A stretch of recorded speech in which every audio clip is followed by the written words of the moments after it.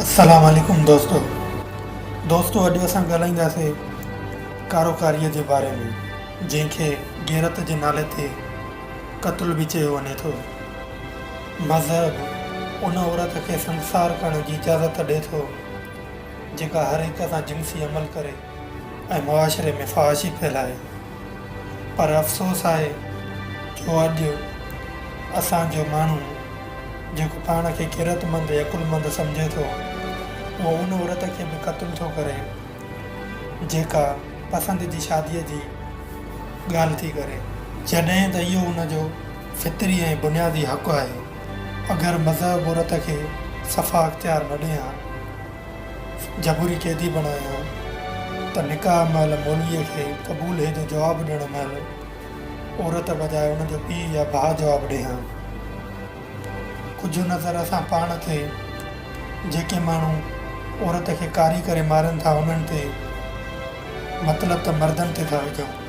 साइंसी हिसाब सां जॾहिं छोकिरो 14 सालनि जो थिए थो त उनजी चेस्ट जे निपिल्स में चेंजिंग अचे थी ऐं अमूमी तौर ते जेका शइ सभिनी खे थिए थी उनजे बगल में वार था फुटनि ऐं निंड में पीनिस खणो थी थो वञे। लिहाज़ा जॾहिं हू इहा चेंजिंग पाण में ॾिसे थो त हैंड प्रैक्टिस थो करे।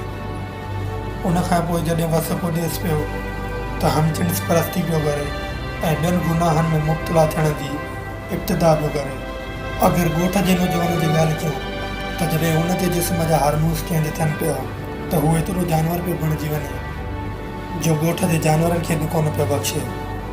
तेसीं ताईं गुनाहनि में मुब्तला पियो रहे जेसीं ताईं उन्हनि जो रिएक्शन न थिए। जेसि ताईं हैंड प्रैक्टिस जे करे मसानो ऐं टेस्टिकल कमज़ोर नथा थियनि, जेसि ताईं जानवरनि ऐं खदड़नि मां परमेल नथो लॻे। जॾहिं उनखे गैर फितरी अमल मां बीमारियूं लॻनि थियूं तॾहिं हू उन्हनि गुनाहनि जे कमनि खां बाज़ थो अचे ऐं तौबा पई यादि अचेसि। दोस्तो इन्हनि सभिनी सगीरा ऐं कबीरा गुनाहनि खां तौबा पियो करे ऐं अलाह खां माफ़ीअ जी उमेद पियो रखे। इन जाइ ते जेकॾहिं का औरत इन ई शख़्स जी भेण या धीउ सिर्फ़ु पसंदि जी शादीअ जी ॻाल्हि पई करे या हू बि इंसानु आहे हुन खां का ग़लती थी वञे थी त उहो गैरती शख़्स पंहिंजे माज़ी जा गुनाह विसारे थो छॾे, पंहिंजे गिरेबान में नथो झाके, फ़ौरन हुनखे कुहाड़ी या बंदूक सां क़त्ल पियो करे। दोस्तो इहो सुवालु इन शख़्स खां पुछिजे त जॾहिं तूं पंहिंजे गुनाहनि जी माफ़ीअ जी उमेद अलाह में पियो रखे त न्याणीअ जी हिकिड़ी ग़लती माफ़ छो न पियो करे। दोस्तो हिकु नज़र उन्हनि औरतुनि ते जेके पसंदि जी शादीअ जे करे पंहिंजो घर छॾे निकिरी थियूं वञनि ऐं उन्हनि जा वारस उन्हनि खे दुनिया जी कहिड़ी बि कुंड कुर्छ ते ॻोल्हे बि कारी करे क़त्ल था कनि। सभ खां पहिरियां इन ॻाल्हि ते नज़र था विझूं त उहा कहिड़ी शइ आहे जेका उन्हनि खे अहिड़ो क़दम खणण ते मजबूर थी करे। सभ खां पहिरियां असां पाण खे ॾिसूं त छा असां उन सां बिस्तरी कंदासीं जंहिंजी शिकिल बि असांखे पसंदि न हुजे, जेको ॻाल्हाए त उनजे वात मां 10 फुट परते खां बि स्मेल अचे। त इहो अज़ाब तव्हां पंहिंजी न्याणियुनि खे था ॾियो त जंहिंजी शिकिल बि उनखे पसंदि कोन्हे तव्हां ज़बरदस्ती उनजी शादी उन सां था करायो ऐं जंहिंखे हू पसंदि करे थी तव्हां उनजी पसंदि जे आॾो दीवार बणिजी बीठा आहियो। पसंदि जी शादी न पई करणु ॾिनी वञे ऐं ॿिए सां उहो करणु न पई चाहे।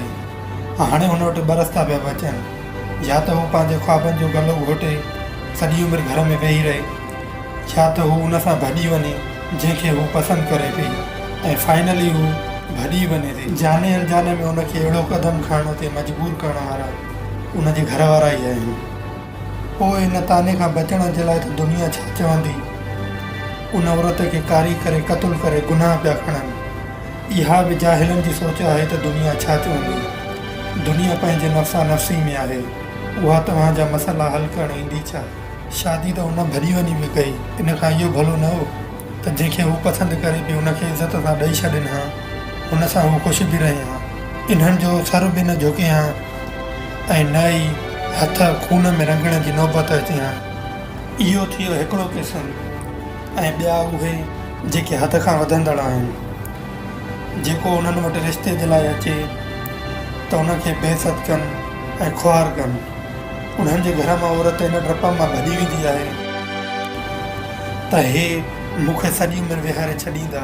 पाण ॾिसंदा वञो त घणो ॾोह कंहिं ॾे आहे। इन औरत जे लाइ इन जो इहो घर जेल बणिजी वेंदो आहे। इन औरत खे किथां बि को सिग्नल मिले त घर मां निकिरण में देरी न आहे। ऐं टिया उहे माण्हू आहिनि जिन पंहिंजा कानून ऐं पंहिंजूं हदूं मुक़ररु कयूं आहिनि जॾहिं त उहे दीन में न आहिनि, जेके चवंदा आहिनि त असां पंहिंजी बिरादरी खां सवाइ ॿियनि में न आहियूं ॾींदा। इन्हनि जे बिरादरीअ जी औरत जॾहिं के ॿाहिरे माण्हूअ सां पसंदि जे शादीअ जी ख़्वाहिश घर में ज़ाहिर कंदी आहे त इन्हनि में ॾचो पैदा थींदो आहे।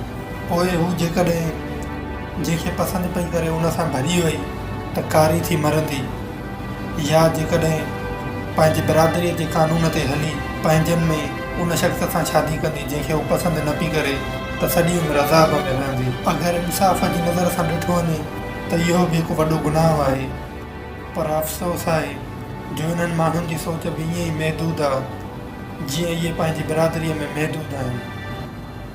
ऐं चोथां उहे अमीर आहिनि जेके सम्झंदा आहिनि त अगरि ॼणी आहे त अमीरनि में ॼणी आहे ऐं शायदि ग़रीबनि सां रिश्तो करण में हू पंहिंजी घटिताई ऐं बेइज़ती सम्झंदा आहिनि। सॼी दुनिया खे ख़बर आहे त मुहबत जो शर्त अमीरी ऐं ग़रीबीअ ते कोन्हे। जॾहिं हुननि जी औरत खे को ग़रीब पसंदि अची वेंदो आहे, चाहे उहो ड्राइवर हुजे, चाहे उहो चौकीदार हुजे, चाहे उहो टीचर हुजे, एक्स्ट्रा केयर बि हुजे, जॾहिं उहा औरत पंहिंजे घर में उन ग़रीब सां शादी करण जी ख़्वाहिश ज़ाहिर कंदी आहे त हुन जे आॾो बि इहो ई कानून रखियो त इहो त थर्ड पार्टी आहे ऐं असां खां पैसे जी लेवल में घणो घटि आहे। इन्हनि अमीरनि खे केरु सम्झाए त औरत जंहिंखे पसंदि करे उन सां खेमे में बि ख़ुशि रहंदी। तव्हां पंहिंजी ज़िंदगीअ में इहे वाक़िया ज़रूरु ॿुधा हूंदा त फलाणे वॾेरे जी अमीर जी धीउ भेण ड्राइवर सां भॼी वई, चौकीदार सां भॼी वई, या कंहिं थर्ड पार्टी वारे मुलाज़िम सां भॼी वई। पोइ उहे बाअसर माण्हू मुआशिरे में पंहिंजी इज़त खे बरक़रार रखण जे लाइ उन छोकिरीअ खे ऐं उन ग़रीब खे कारो करे क़तलु था करे छॾनि। दोस्तो, मां सम्झां थो त मां जेके ही 4 रीज़न तव्हांखे ॿुधाया इन्हनि में तव्हांखे जवाबु त मिली वियो हूंदो, पर जेकॾहिं तव्हांजे ज़हन में को 5 रीज़न आहे जेको मूंखे न आहे ख़बर त कमेंट में ज़रूरु शेयर कजो। वीडियो जी समरी चइनि रीज़ननि ते बीठी स्क्रीन ते आयल फ़ोटोअनि जो तव्हां स्क्रीनशॉट कढी सघो था ऐं हिन वीडियो खे उन्हनि माण्हुनि सां ज़रूरु शेयर कजो जेके कारीअ जे कॉन्सेप्ट खे सही सम्झनि था। ऐं सब्सक्राइब करे छॾिजो हिन चैनल खे, छो जो मां अहिड़ा ई वीडियो आणींदो रहंदो आहियां। ऐं फाइनली थैंक्स फॉर वॉचिंग।